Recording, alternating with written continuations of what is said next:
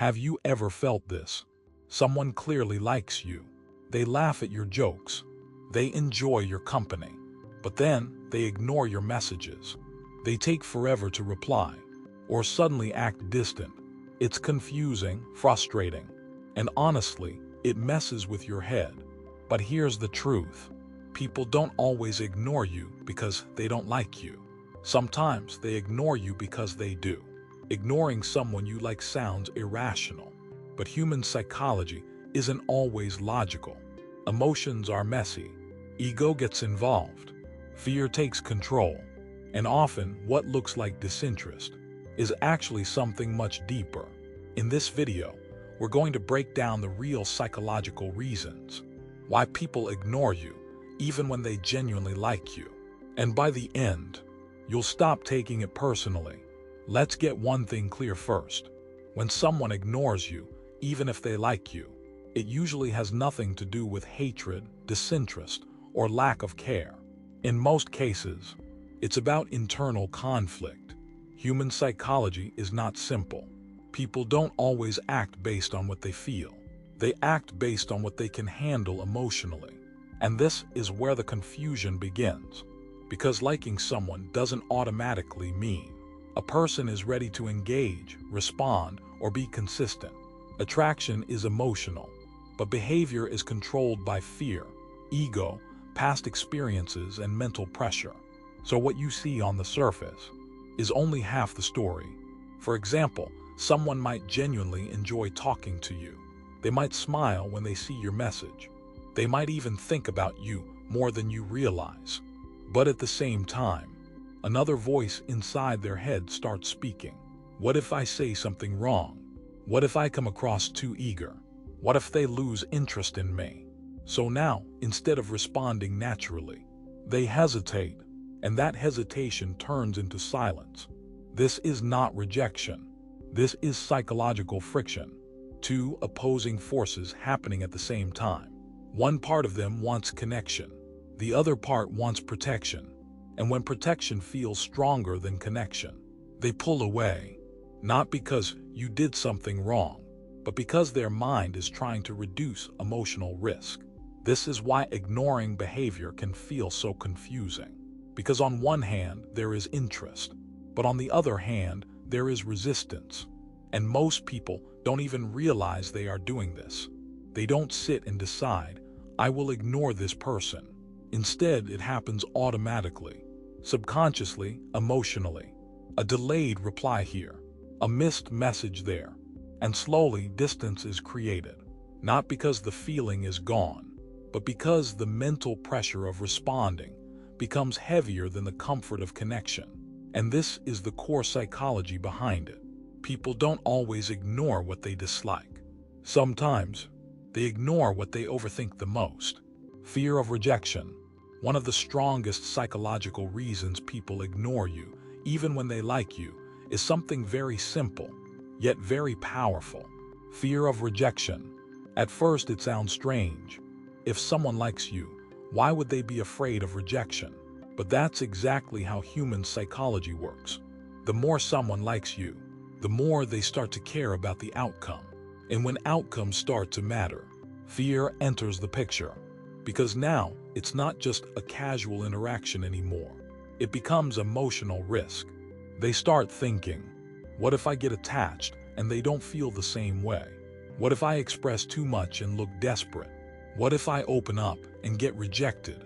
So instead of moving closer, they step back, not because they lost interest, but because they are trying to protect themselves from emotional pain. And here's the important part. Fear of rejection doesn't always look like fear. It often looks like silence. It looks like delayed replies. It looks like I was busy. It looks like disappearing for no clear reason. But underneath all of that is a very human emotion. I don't want to be hurt. So they choose the safer option. And what feels safe? Distance. Because distance removes risk. If they don't fully engage, they can't fully get rejected. It becomes a kind of emotional self-defense. But there's a contradiction here. The same person who is afraid of rejection is also the person who might genuinely want connection. So internally, they are stuck between two forces. One part wants to reach out, the other part wants to avoid pain. And when these two collide, the result is inconsistency. They may talk to you one day like everything is normal, and disappear the next day without explanation. Not because their feelings changed, but because their fear temporarily took control. This is why you can never judge someone's interest only by their consistency, because fear interrupts behavior, even when emotion is still present. And in many cases, the stronger the feelings, the stronger the fear becomes. So if someone is ignoring you, pulling away, or acting distant, it doesn't always mean they don't care. Sometimes it means the opposite. They care, but they are scared of what caring could lead to. Ego and playing it cool.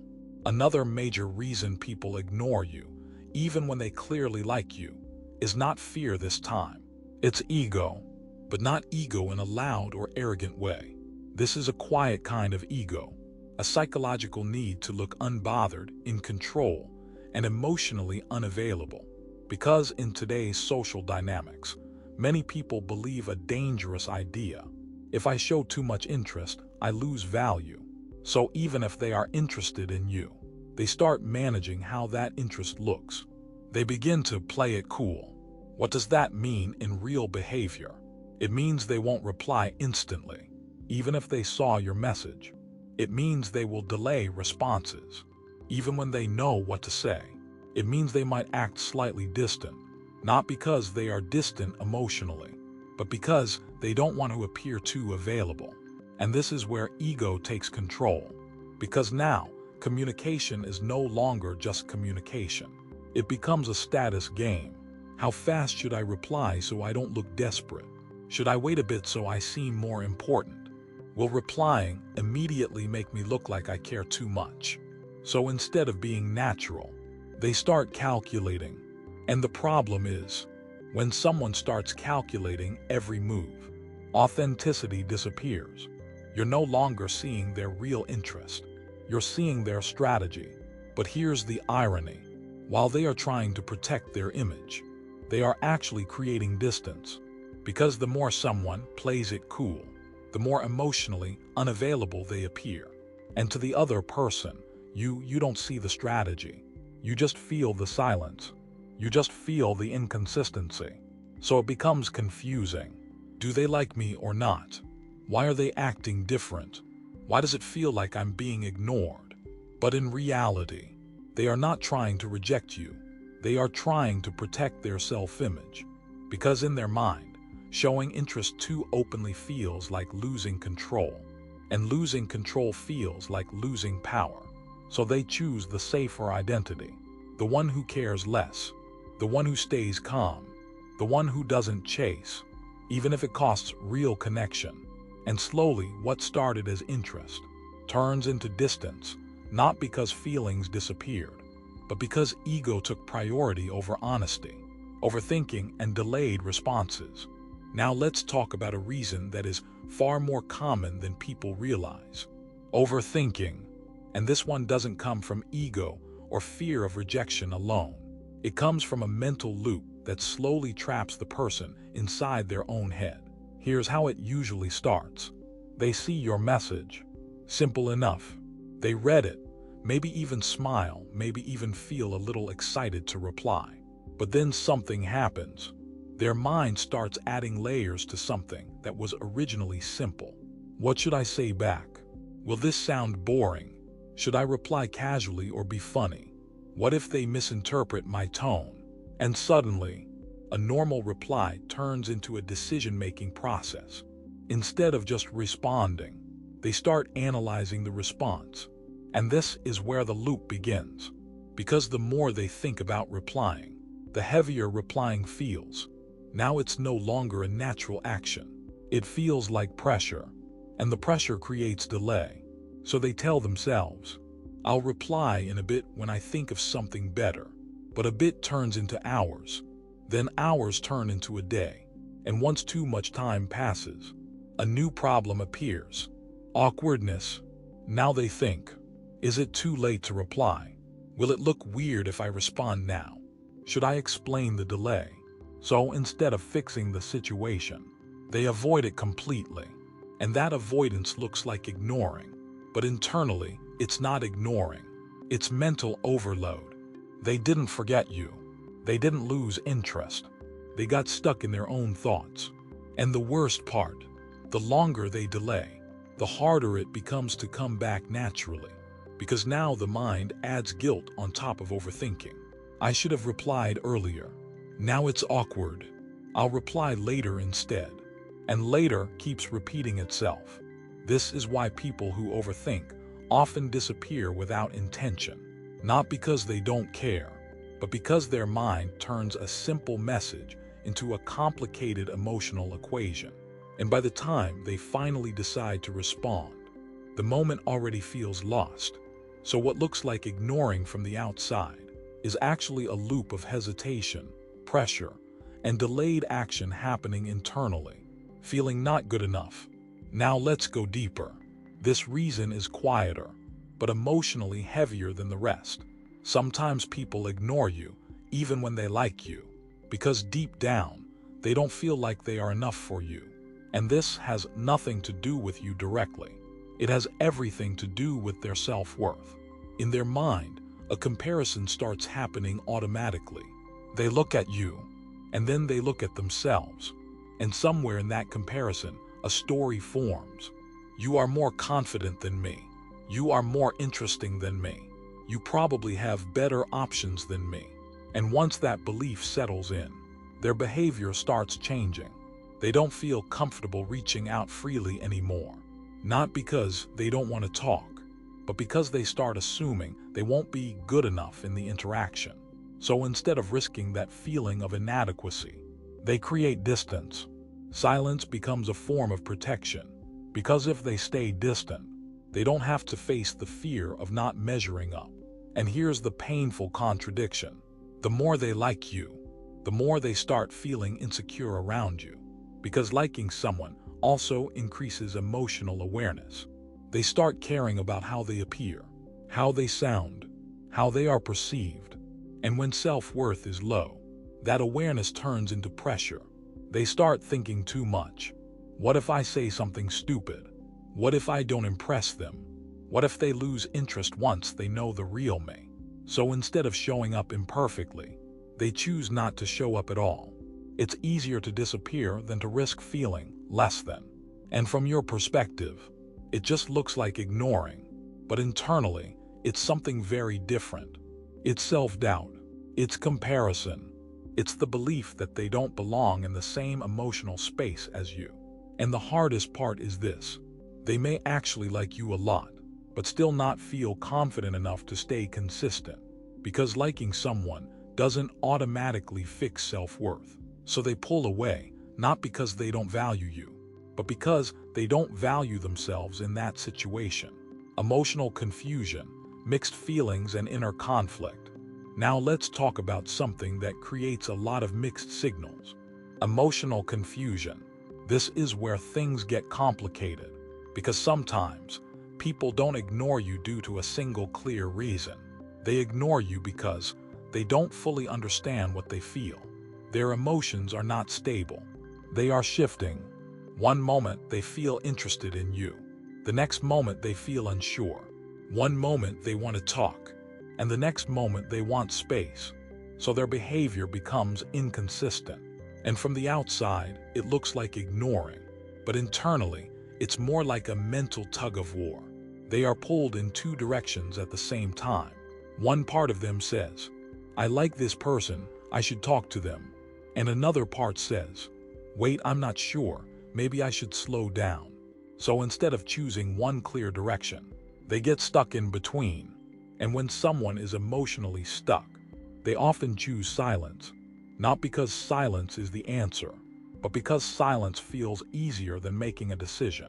Because clarity requires commitment, and commitment feels risky when emotions are not fully settled. This confusion can come from many places.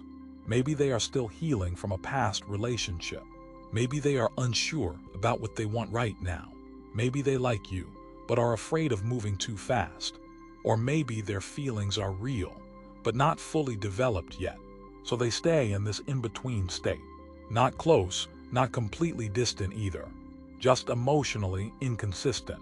And that inconsistency creates a pattern. They engage, then withdraw. They show interest, then disappear. They connect, then go silent. And to you, it feels like being ignored. But to them, it feels like internal conflict they haven't solved yet. Because emotional confusion doesn't produce clear behavior.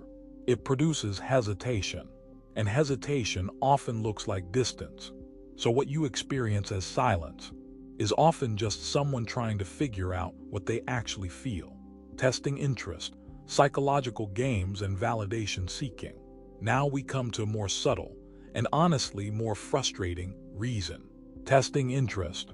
This is where ignoring behavior stops being accidental and becomes a form of psychological testing.